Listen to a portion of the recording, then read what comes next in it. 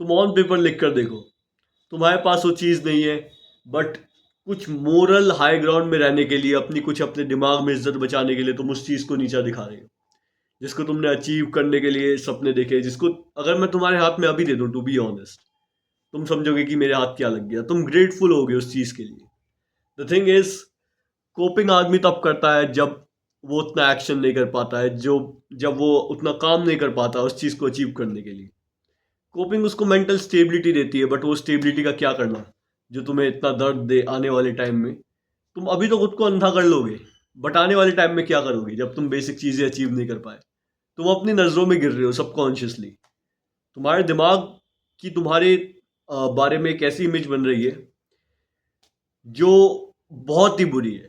इस बात को समझो कि अगर तुम प्रोकास्टिनेट करते हो आज, अगर तुम कोप कर रहे हो आज, तो आने वाले टाइम में भी तुम कोप करोगे, इसके चांसेस बहुत ज़्यादा है। तुम आने वाले टाइम में भी प्रोकास्टिनेट करते रहोगे।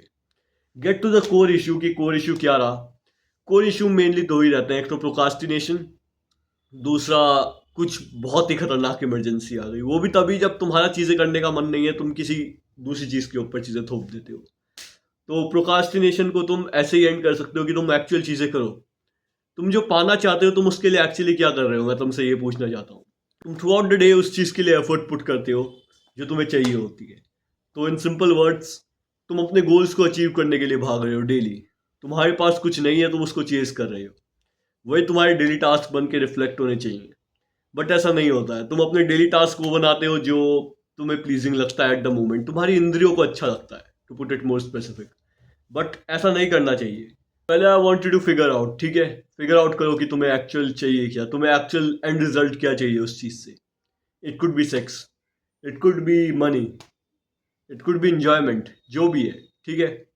फिर लिखो कि वो क्या होना चाहिए जो तुम्हें प्रोवाइड करे actual cheese. It could be a 10 out of 10 baddie.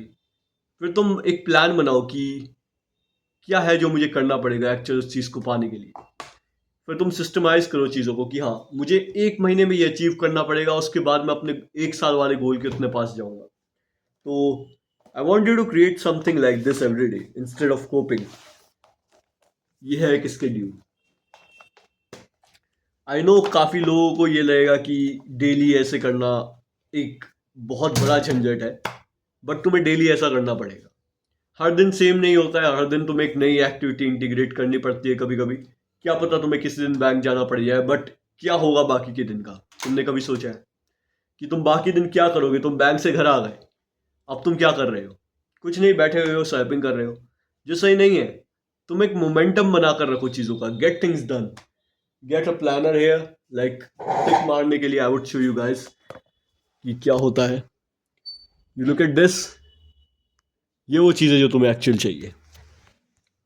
तुम्हें चाहिए एक प्रोग्रेस रिपोर्ट टाइप की चीज़ जो तुम टिक मारो डेली, और you get things done, that's it, ठीक है।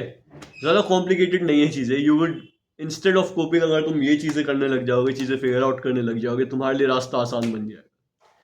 कोपिंग और प्रोकास्टिनेशन, प्रोकास्टिनेशन को देखो, मैं तुम्हारी एंड कभी नहीं कर सकता। तुम अपने वर्क स्टेशन पे थोड़े बहुत चेंजेस करो, तुम्हें फ्रेशनेस महसूस होगी, और काम करने बैठ जाओ, दैट्स इट। फोन का यूजेज कम कर दो, तुम्हें वो खुद ही कम करना पड़ेगा। At the end of the day तुम्हें कॉन्शियसली ये सोचना पड़ेगा कि मैं फोन कम चलाऊं, उसके अलावा और कोई सोल्यूशन नहीं। मैं और वीडियोस ला सकता हूँ उसके बारे में कि फोन कैसे कम करो, ये कैसे कम करो। जब तुम्हारी विल पावर ही नहीं है, ठीक है, तब तुम क्या कर लोगे? तुम्हें विल पावर दिखानी पड़ेगी, तुम्हें लड़ना पड़ेगा at the end of the day चीज़ों से, तुम्हें उन अर्जिस से लड़ना पड़ेगा।